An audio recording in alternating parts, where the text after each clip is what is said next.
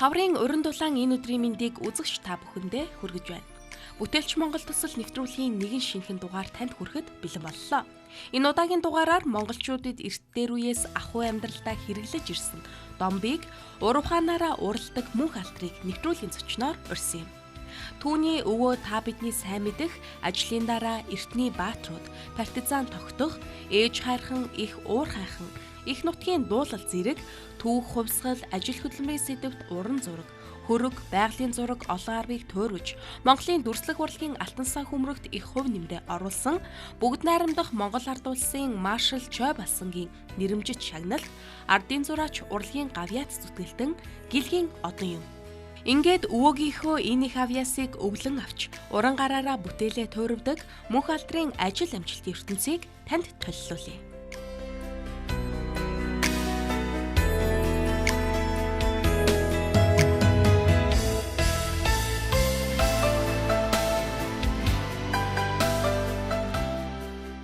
Намайг бол хурцодод ходомшираад авгийн агын бүрээд хүн лодон уухта мөнх алдар гэж юм байна.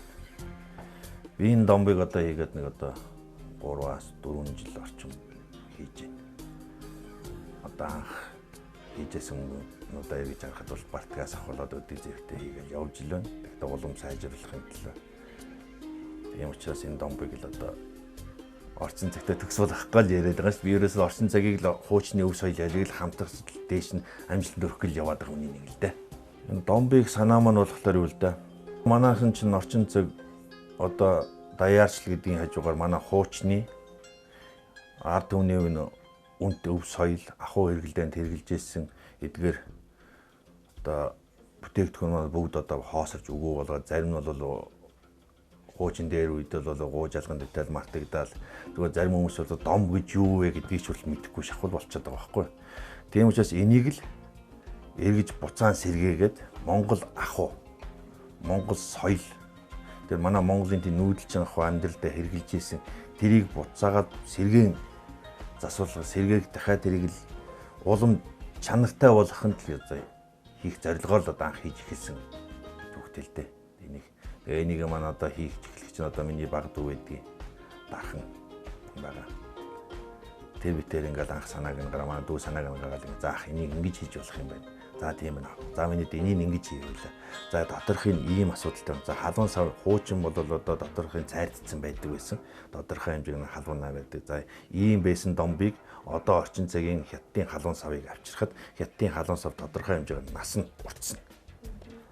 Яг бол тэр чинь 1 жил орчим болоод зэвмэвэнд идэгдэл энийг нь энэ халуун савыг ашиглаад хуучныхаа Монгол одоо ахуй тэржилжсэн домбонд хийх юм бол энэ хоорондоо зогцоод ирэх юм бол нөгөө одоо бидний хуучны одоо мартагдах шахсан мартагдсан гэж хэлэхгүй шүү дээ мартагдах шахсан хуучны өв соёл маань эргээд сэргэгдэх тэр талаас л бодож анх санаа нь гарч ирсэн юм. Анх домбыхэд саад бэрхшээл байлгүй л яг одоо тэр жишээлбэл тэр домбны одоо ямар хөө хэмжээтэй байх вэ? Тэгээд ямар металлаар хийх вэ? Хүндийн жин ямар байх вэ? Жишээлбэл анх домбоо хийсэн баг чинь их хүнд. Одоо дотроос нь 2 литрийн шингэн эзэл хүнтэй шингийн нөгөөдхөө барьж явна. За тэгээд нөгөөдх чинь хүнд болон за жишээлбэл эмхтэн хүн за эм ирчгээд байгаа нэг цай хүнд аяглаад өгөх чинь нөгөө чинь болохгүй хүнд айгүй хүнд юм болно шүү дээ. Бараг нөө хашин шиг хүгэлдэн попой болчихно өгчиж байгаа юм шиг юм болно. Тэрэн шиг тийм байхгүй тийм хүнд нөхцөл гараад ирж байна. За энийг яаж ингийн насах вэ? Ямар байдлаас хэлэх вэ? За энэ ийм болчихлоо чинь одоо энийг ийм байдлаас нь хүнд нөхцлөөс нь хөнгөн жин рүү яаж аваачих вэ? Тэгэхээр чинь ягаад бол энэ чинь тодорхой хэмжээ урт өндөр өргөн гэсэн бүх хэмжээнд байгаа. Тэгэхэд энэ чанараас нь хөнгөн болох талаас нь нэлээд ажиллаж ирсэн. Тэгэхээр анхны хийсэн домбыг бол одоо бодоход бол манай зарим найз нөхдөд байдаг л да. Харахаар яах вэ? Эртний үеийнхэн дурсгалтай юм. Тэгэхээр би өөрөө тэрнийг хараад баяждсан шүү дээ. Одоогоо харьцуулахад тэр нэг одоо нэг гоё дурсгалтай байдаг юм л да. Анх хийжсэнийг бодоход одоо ч өөр болчиход байгаа маа. Одоо ингээд тэгээд үсгэд одоо энэ одоо бүтэн болчоод байж байна. Эхлээд одоо хүндийн жин бол ер нь бол хятадын халуун савнаас нэг ялгараад байхгүй. Хүндийн жингээс яг одоо хэмжээний грамаар бол жоохон илүү байгаа л да. Яг стандарт хэмжээг зүйлүүд бол энэ чинь яг үйлдвэрлэл биш учраас яг үүндээ гараа аргаар хийж байгаа учраас жоохон наан цам зөрүүл байна. Стандарт гэхлээр чинь нэг тодорхой хэмжээнд үйлдвэр болсон тохиолдолд стандартын хэмжээг хийдэг ёстой. Ягаад одоо шавлон хэмжээ ямар стандартын хэмжээнд яг тийм байх уу гэдгээр энэ чинь жоохон гараар хийж байгаа учраас тийм стандарт хэмжээ гэж одоохонд бол байхгүй. Манайхан бол эрт дээр үесээ бол домбыг одоо миний уншаа полиусын дом байсан байна. Уйлан дом, зис дом. Тэгвэл гол төлөв ахуйд хэрэгжилжсэн домб нь болохоор зис дом гэдэг. Ягаад зис дом гэхлээр чинь бас зис гэдэг чинь угаасаа энэ металл маань өөрсдөө хүнийг ангаах чадвартай. Хордлого тайлах, элэг цөсний өвчин идгээх. Тийм ч бас одоо нэг адгийн наацхан хүртэл өвчнгээ идлэх чинь өвчин авч яана гэдэг гадаа гартаа хамгийн бага чигээр бугуур зүтсэн явж байгаа шүү дээ. Тийм учраас манайхан ахуудаа зисийг их хэрэгжилжсэн. Тэрнээс л өөр металлаар хийсэн юмнууд байна л да. Одоо дээр үеинд надад энэ одоо энэ нэг зис дом байна. Голынх нь бол ингээд мөнгөн дом байх жишээтэй. Энийг тэгтээ бас тухайн үед хүмүүсийн язгуур гарлаа сааж гэдэг юм уу? Ямар нэгэн байдлаар хэрэгжилсэн. Тэгтээ ер нь бол зис домбыг ахуйд хэрэгжилжсэн. Миний хувьд бол ажиглаж байгаа юм. Зис дом гэдэг дахин хэлэхэд эрүүл ангаах чадвартай гэсэн үг байна. Материалыг бол яхаа би ингээд зуайлаас авч जैन, зуайлын өнгөт металл зардаг газараас авч जैन, бас наран туулын захын араас металл зардаг газруудаас түгээдээ авч байгаа. Доторх халуун сав маань бол ойлгомжтой. Одоо тодорхой хэмжээний том жижиг хэмжээнээс шалтгаалаад хэдийн халуун савыг авчираад нөгөө тийг авах хэрэгтэй детачлаад авахыг аваад хамгийн гол авах хэрэгтэй бол дотор запас л байгаа шүү дээ. Гол юм. Тэгээ запас аавна. Миний авж байгаа материалууд бол бараа түгээдвэн ерөөсөө л дотоодос л авна гэсэн үг ерөөсөө.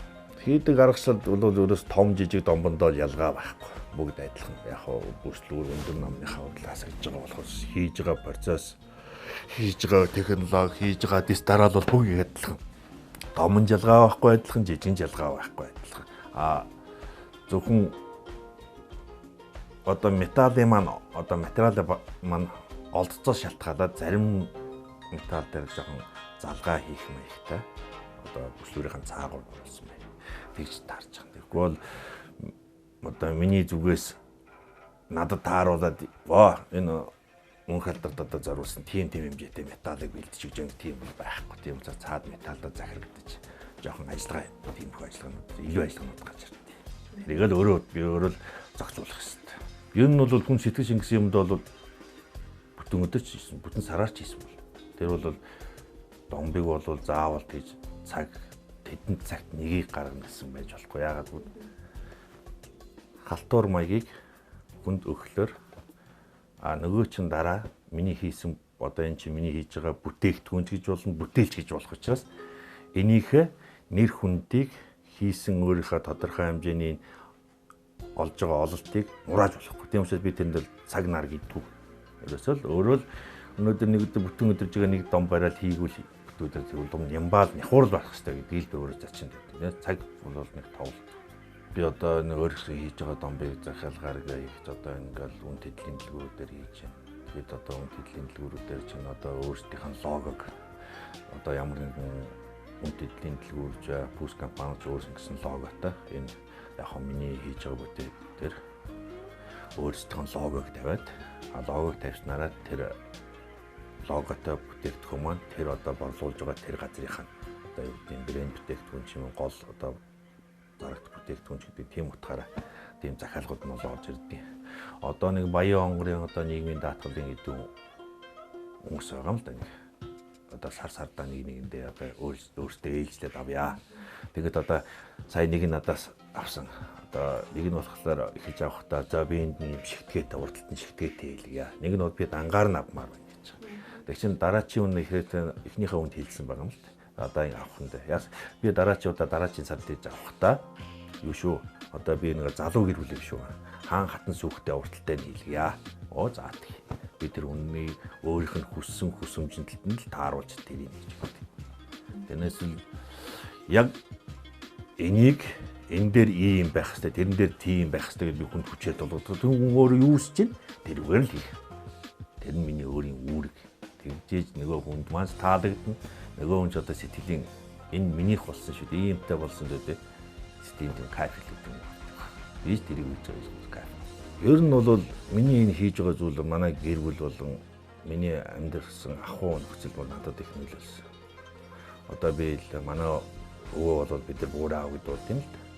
Манай буураа бол одоо Монгол улсын ардын зураг төрийн шагалж дэлхийн одон гэж хүн байна. Би тэний хамгийн том ач хүн. Миний аавыг бол одон гэж бас зураач хүн байсан. Одоо бурхан болчлаа өвөө манай аав маань. Одоо манай аавын дүү байна. Нямдаа байгаад одоо кино үлдэх насаараад ажиллаж байна. Кино зураач хүн байна.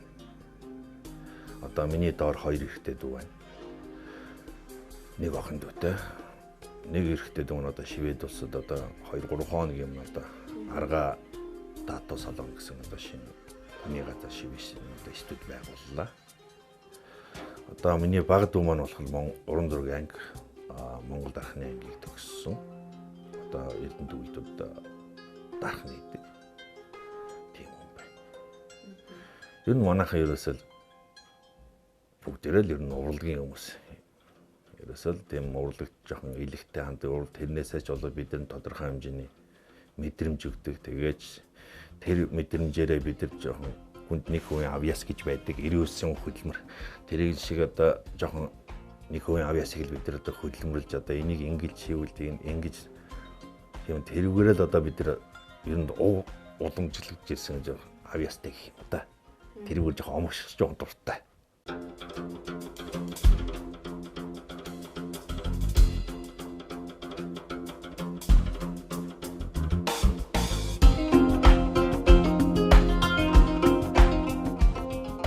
Хуучны соёл гэж ерөөсөө тэр чигээр шинжлэх ухаан яваад байгаа. Тэрнийг л орчин зохиолтой нь хавсарч бий болгох гэж үздэг байна.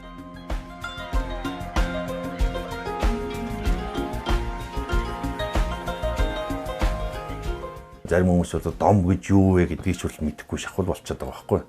Тийм учраас энийг л эргэж буцаан сэргээгээд Монгол ахуй, Монгол соёл тэрийг буцаагаад сэргээн засварлах сэргээг дахиад тэрийг л улам чанартай болгохын тулд хийх зорилгоор л одоо анх хийж эхэлсэн.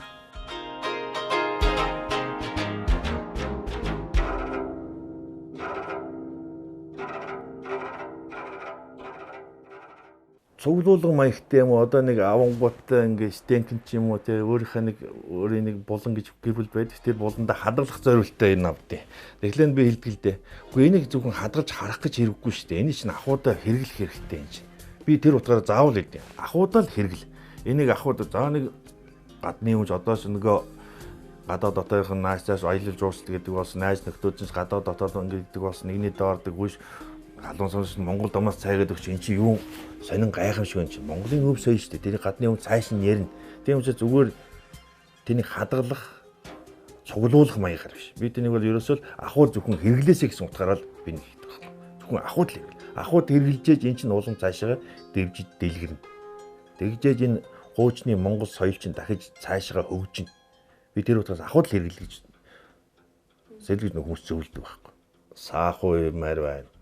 Ерөөсөө завья сааху одоо ингээл энэ ховын байж энэ ховонгийн чинь одоо би буцаагаад ашиг орчин цагтаа нийлүүлээ. За энэ чинь юу болгож болох вэ? Айргийн савь. За тэгээ хөөсө дотроос нь бодож байна. Одоо зис гэдэг чинь халуун эмчилгээний зориулттай гэж байна. За яг жижиг детальчилсан тоног төхөөрөмж чинь аваад ирэх юм бол ягаад зис савтай ус устгагч байж болохгүй гэж. Тэгээ ингэ бодоход цаашаа ургаад юм байхад цаашаа ургаад бодогдоод байна л. Яг тэрнийг хийхэд тодорхой хэмжээний хөнөг мөгний асуудал тодорхой хэмжээний нөгөө эн чинь гар аргаар хийж байгаа юм чинь энэ ч явандаа үйлдвэрлэл болох шатанд очиод тэрнийг хийх ёстой болов гэж боддог. Тэрнээс л одоо миний дотор хий гэсэн бод бол чэйжин дотор багт гаргүй л их юм байна. Ер нь бол энэ домч гэх юм биш л дээ. Ер нь манай хуучны монголчуудын нүүдэлчин ард түмэн байсан. Энийг хэрэгжилжсэн энэ бүтээгдэхүүн хэрэгжилжсэн өв соёлыг дэлгэрүүлэхийн тулд ерөөсөө нэгт хөдөлмөрлөх хэрэгтэй байна. Хоёрт энэ дээр бол тодорхой хэмжээний хөрөнгө санхүүжилт гэж хэрэгтэй байна. Гуравт эний чинь хөрөнгө санхүүжилт хийгээд хийсэн тохиолдолд Монголын өв соёлыг зөвхөн Монголдо одоо биш. Гадаад руу гаргах хэрэгтэй. Монголын бүтээгдэхүүн. Монгол брэнд бүтээгдэхүүн. Одоо жишээл хажууд одоо ингээл өвөр монголчууд гэж байсан. Өвөр монголчууд энэ чинь бас юм Монгол ахуй соёлтой болсон шүү дээ. Тэдэнд яагаад хэрэглэж болох вэ гэж. Хоошоо улаауд бурядуудад бас яагаад хэрэглэж болохгүй гэж. Нэр нь л ондоо болохоос манай монголчин дом шүү дээ. Одоо гадаадаар өссөн зүйл хэлдэг. Юмсээс энийг л дэлгэрүүлэхэд тэр нь л хүсэл зорилгоч юм. Тэгээд ингээ бодоод яваал дотороо ингээд болчиндаа гэдэг. Тэгтээ яг хөлөмсийн үр дүнд ямар нэг амжилтанд хүрнэ гэж би боддог учраас болох болов л гэж. Тэгээд тодорхой хэмжээгээр энэ чинь хийгээд ирэхлээр үйлдвэрлэл болгоод тэгэхээр чинь заавал одоо энэ бараа бүтээгдэхүүн чинь хийж байгаа бүтээгдэхүүн жоохон үйлдвэрлэлийн аргаар хийж байгаа учраас үнийг доош нь болгож байна. Гар аргаар хийж байгаа учраас үн жоохон дээр байж магадгүй. Би тиймээс үйлдвэрлэл болохыг нэн төрлийн зарчим тавьдаг байхгүй. Одоо ингээл цагаан сар болдог сайхан Монгол ясаар өнгө айгнууд нь өрөөтэй, домбон өрөөтэй, сайхан махны цар тавг нь байж гэл. Махны цар тагийг бүр орчин цагаар сайхан шийдлийн гоё хийгээд янзын гоё болгоод. Хүн ч бас хүний ч нүдэнд тусан шүү дээ. Тэгэхээр чинь одоо яхтаа гал яг уу модоор хийчих юм байна. Мод гэсэн янзын шүү дээ. Бас л тэр хүний хийж байгаа уур сэтгэл уур хийсэн шиг гэсэн тэнийг үгүйсгэж байгаа. Тэгэхэд тэрэндээс илүү хүний нүдэнд тусгаар тэр ер нь илүү гойдол юм ерөөсөө хийх л тийм хүсэл зорилго. Тэгжээж л одоо улам сайхан бол. Тэгжээж манай Монголын энэ мартагдах шахсан өв соёл маань дахид цаашаа дэлгэрнэ гэдгийг би одоо эндээч сайн ойлгосон. Ийм учраас энийг цааш нь дэлгэрүүлэхийг л их хүсэж байгаа юм л.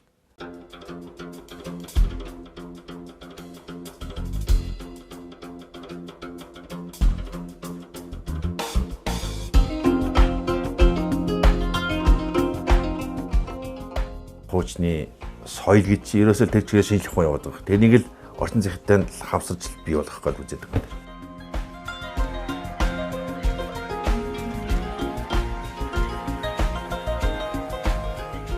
Зарим хүмүүс бол дом гэж юу вэ гэдгийг ч бол мэдэхгүй шахвал болчиход байгаа байхгүй. Тийм учраас энийг л эргэж буцаан сэргээгээд Монгол ахуй, Монгол соёл тэрийг буцаагаад сэргээн засварлага сэргээх дахиад тэрийг л улам чанартай болгохын тулд хийх зорилгоор л одоо анх хийж эхэлсэн.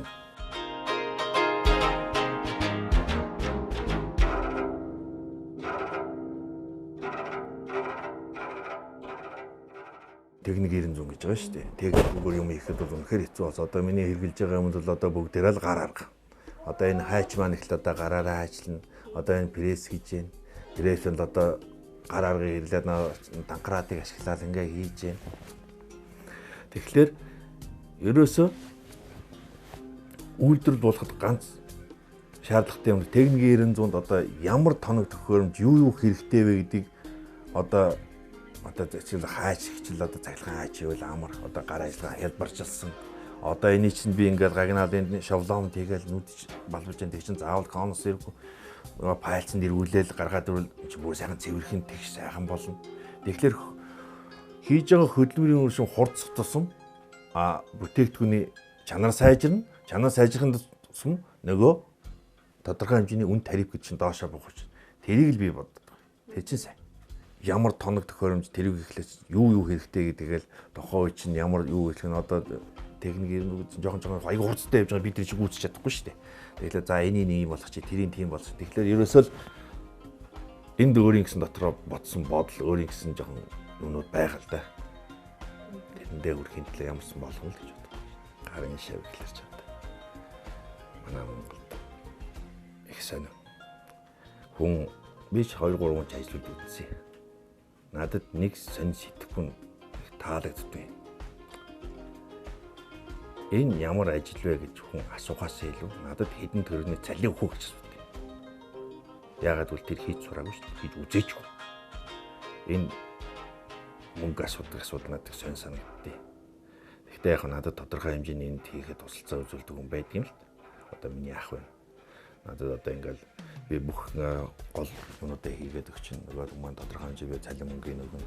Тэгээд тодорхой хэмжээгээр тэргээр өнгөлгөөгөө хийн. Одоо надад туслах бэлдэх одоо ямар ажлуудын тэрийг бэлдээд өгч чинь тийм хүмүүс байд. Тэр одоо тэгтээ яг үндсэнд бол гарын шав гэж бол надад байхгүй. Би ганцаар дом хийгээгүй шүү дээ. Ер нь бол дом хийж байгаа зөнд хүмүүс л байна. Ягаад бол тэр хүмүүс чинь бүгдээр л тодорхой өөрийн яг нэг хэвэн цутгаагүй учраас өөрөөсөө бодолтой өөрөөсөө хийх аргачлалтай өөрөөсөө одоо Үзэл бодол ч гэсэн өөр. Тэгж яхад зарим нөхдүүд нэг асуудал байд юм л да. Яг хийж байгаа домбыг яг дуурайж хийж бас болохгүй. Одоо энэ чинь оюуны өмч гэсэн үг шүү дээ, тэ.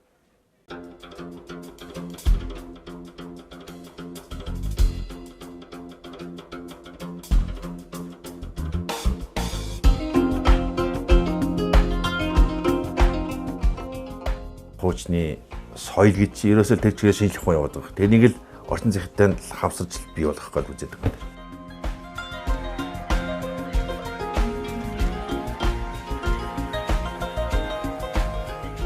Зарим хүмүүс бол дом гэж юу вэ гэдгийг ч бол мэдэхгүй шахвал болчиход байгаа байхгүй. Тийм учраас энийг л эргэж буцаан сэргээгээд Монгол ахуй, Монгол соёл тэрийг буцаагаад сэргээн засварлага сэргээх дахиад тэрийг л улам чанартай болгохын тулд хийх зорилгоор л одоо анх хийж эхэлсэн.